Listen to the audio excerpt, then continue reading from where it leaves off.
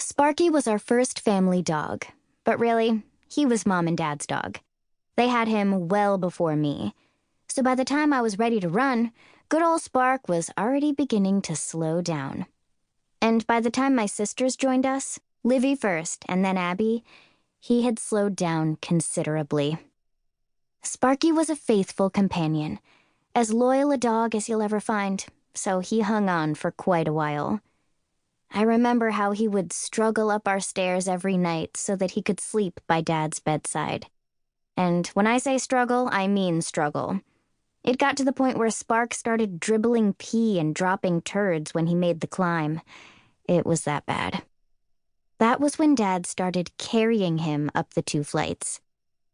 It wasn't long after that when we had to say goodbye. I was 8, and my sisters were 4 and 3 when his time finally came to an end. That was a hard day, but not my worst.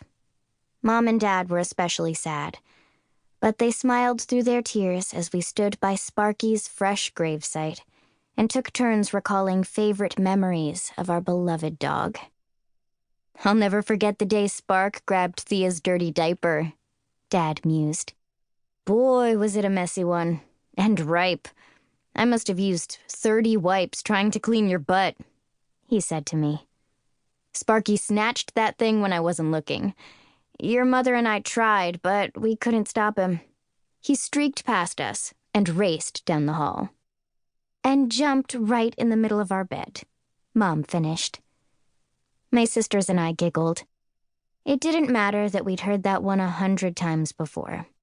The poopy diaper makes poopy bed story was a classic in our house.